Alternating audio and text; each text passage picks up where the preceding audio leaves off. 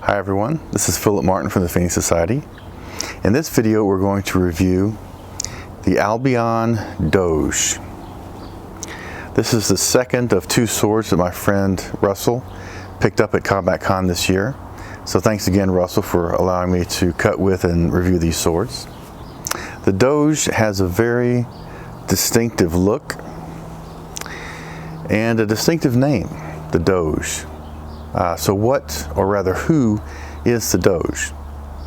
Well, for over 1,000 years, from the 7th century all the way through the 18th century, Venice was a republic, and they elected their own leader, the Doge. And once elected, this office was held for life. This sword is based on late 15th and early 16th century examples from Venice. The design of the hilt on the Doge is part of an evolution of hilt design, from arming swords with simple cross guards to side swords with complex hilts, as can be seen in this illustration that I found on myarmory.com. The practice of placing a finger over the guard, which enabled the use of false edge cuts from a variety of directions, and thereby significantly increased the offensive effectiveness of these swords, led to the introduction of the protective finger ring. It has a distinctive notch along the back of the blade, and not all of these swords had a notch like that, and none of the fencing treatises describing how to use these side swords had any techniques for utilizing that notch. But I can imagine how it would be a useful protective feature if your opponent's blade is sliding down the back of yours, to have it stop there rather than going all the way down to the hand guard, just for your own protection. This Doge has a 33.5-inch blade. It weighs a little less than 2.5 pounds and has a point of balance at 5 inches from the cross. But of course, with your finger over the guard, then that point of balance moves closer and feels more like a 3.5-inch point of balance. It's very lively in the hand.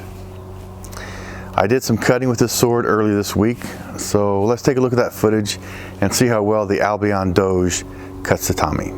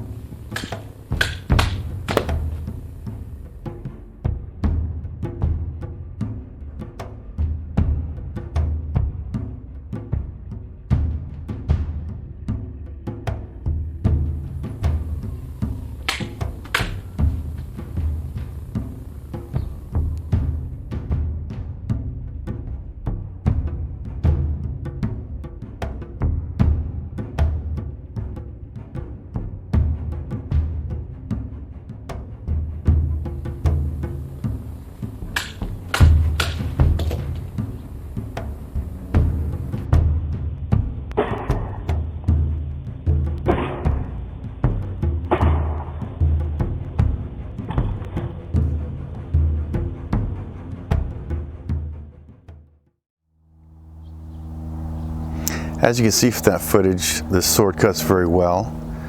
The final segment in that cutting footage, I performed a fairly common cut combination from Marazzo's Bolognese sword and buckler assaults. The first cut, the Mandritto, which is a right to left descending cut, followed by a very strong falso manco, which is a ascending false edge cut.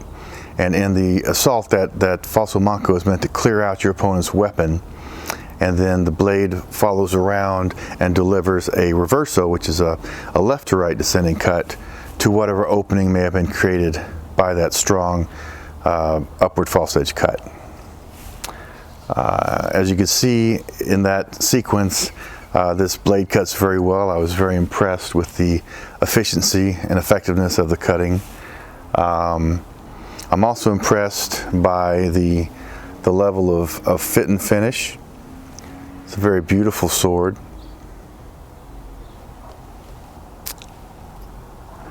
And overall, I like this sword very much. I hope that you found this review helpful. I hope you enjoyed it. And thank you very much for watching.